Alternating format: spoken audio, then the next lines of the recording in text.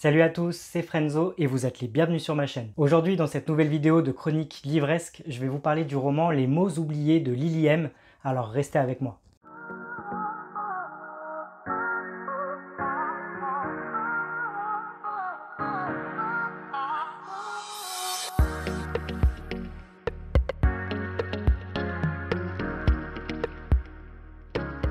Lily M est une autrice de romances MM, c'est-à-dire des romances entre hommes, et elle a à son actif aujourd'hui plus d'une trentaine de romans publiés. Comme d'habitude, en barre d'infos de cette vidéo, vous retrouverez tous les liens pour en découvrir plus sur l'autrice. Vous aurez ses sites internet, ses liens Instagram, tous les liens pour vous procurer ses ouvrages s'ils vous donnent envie.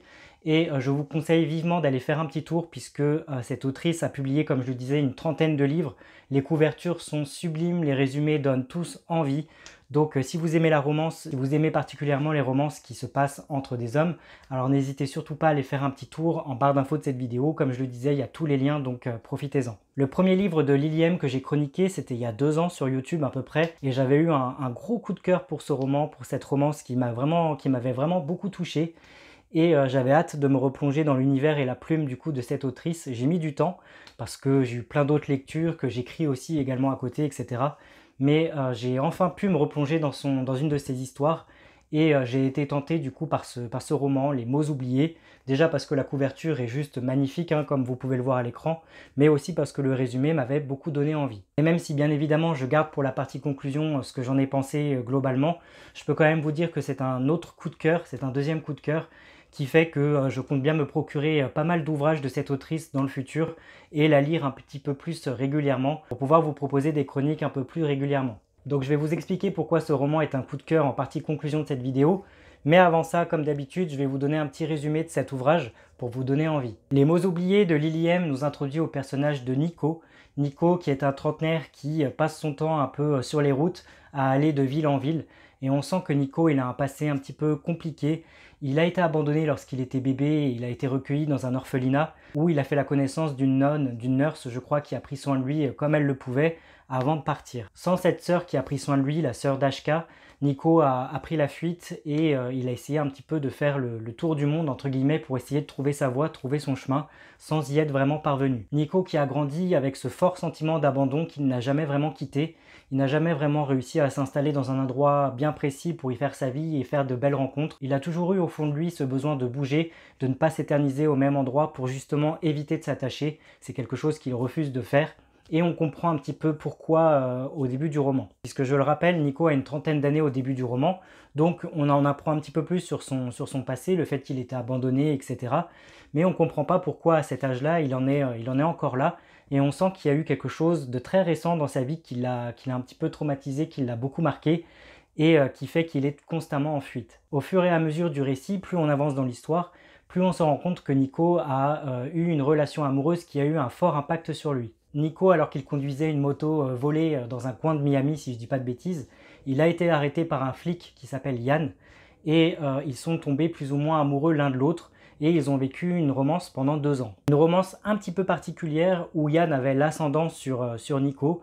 Nico était un petit peu emprisonné dans cette relation amoureuse sans vraiment en comprendre les raisons. Il se laissait porter par cet amour que Yann lui procurait et il était persuadé lui aussi d'être fou amoureux de cet homme, de ce policier. Sauf qu'un beau jour, et alors qu'ils étaient sur le point de se marier, que Nico avait la bague au doigt, malheureusement, Yann va se faire tuer en service lors d'une mission, et c'est tout le destin de Nico qui va s'en trouver chamboulé. Du jour au lendemain, il perd l'amour de sa vie et il se retrouve encore une fois confronté à ce sentiment d'abandon qui ne le quitte jamais. Nico reprend un petit peu du coup cette façon de vivre qu'il avait avant de rencontrer Yann, c'est-à-dire aller de ville en ville, ne pas se poser trop longtemps pour ne pas s'attacher et voir un petit peu de quoi sera fait le lendemain. C'est ainsi que commence l'histoire, on comprend un petit peu le passif du coup de ce personnage, de Nico, et on le suit alors qu'il débarque dans une nouvelle ville, à Port Townsend, si je dis pas de bêtises, si je le prononce bien surtout, un espèce de petit village portuaire perdu en plein cœur de la forêt, et dans lequel il va atterrir tout simplement en buvant un verre dans un bar. Un bar nommé l'Alchimie, un bar un petit peu laissé à l'abandon, un petit peu glauque,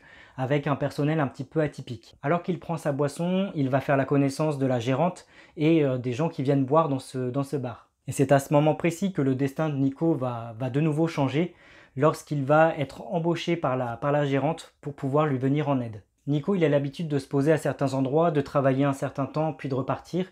Sauf que en arrivant ici à Port Townsend, il va faire une rencontre qui va changer sa vie. Il va rencontrer le personnage de Jimmy.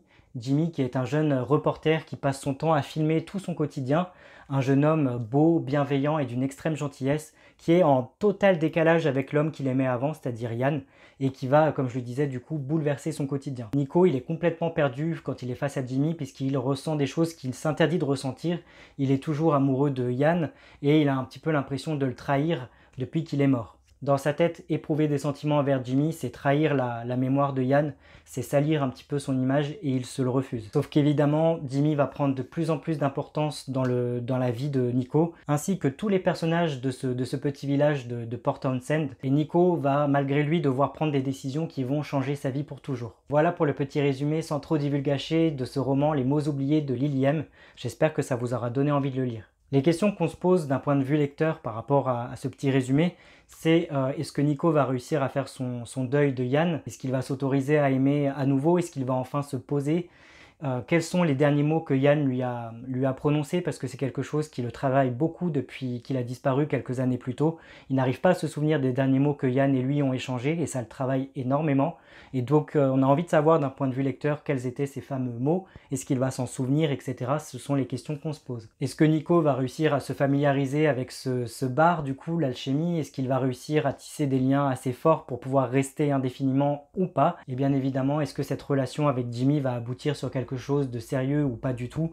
Et est-ce qu'il va s'autoriser à aimer et à tourner la page de Yann comme il le faudrait? Ce sont là toutes les questions qu'on se pose dès le début du roman et on a vraiment envie de savoir la suite. Ce qui m'amène tout de suite à ma conclusion. Les mots oubliés de Lily M est un coup de cœur, mais vraiment j'insiste, un gros coup de cœur. J'ai passé un super moment. C'est simple, la plume de Lily M, elle est juste magnifique, elle est hyper poétique, on la reconnaît tout de suite.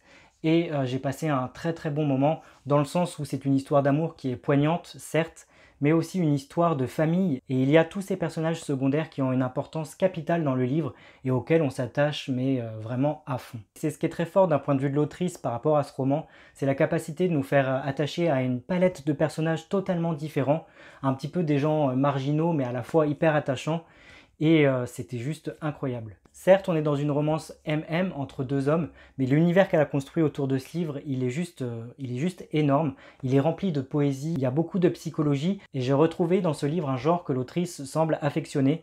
Alors je ne sais pas si c'est le cas dans ses autres romans, j'en ai lu que 2, mais que ce soit dans le premier que j'ai lu ou celui-ci, on retrouve quelque chose de mystique, que ce soit dans les croyances des personnages, dans la destinée, les questions qu'on se pose par rapport au fait que c'était déjà tout tracé, etc. Ce sont des choses que l'autrice semble aimer, et elle le propose à nouveau dans ce livre, Les mots oubliés, cette notion de destin, de destinée amoureuse, ou de rencontres que l'on fait qui ne sont pas dues au hasard, etc. C'est quelque chose qu'elle semble aimer et qu'elle propose régulièrement dans ses ouvrages. Et qui, moi, évidemment, me parle, mais totalement. Tout ça pour vous dire que c'est un roman extrêmement bien écrit qui prend le temps de développer ses personnages. C'est un beau bébé, donc vous aurez de quoi faire si vous le lisez.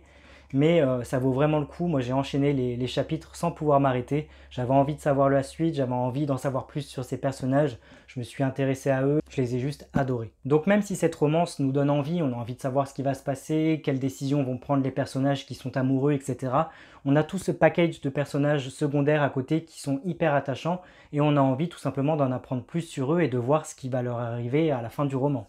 Une fin qui, à mon sens, justement, est extrêmement réussie et qui a son lot de surprises, mais que je ne vais pas vous dire pour ne pas divulgacher. Si vous aimez la romance, si vous aimez les romances entre hommes, si vous aimez la poésie, si vous aimez les belles phrases, les beaux styles, si vous aimez les belles descriptions, si vous aimez qu'on ait une palette de personnages secondaires totalement différents et attachants à la fois, si vous voulez un roman feel good mais qui fait passer beaucoup d'émotions, alors ce roman, Les mots oubliés de Lily M, il est fait pour vous.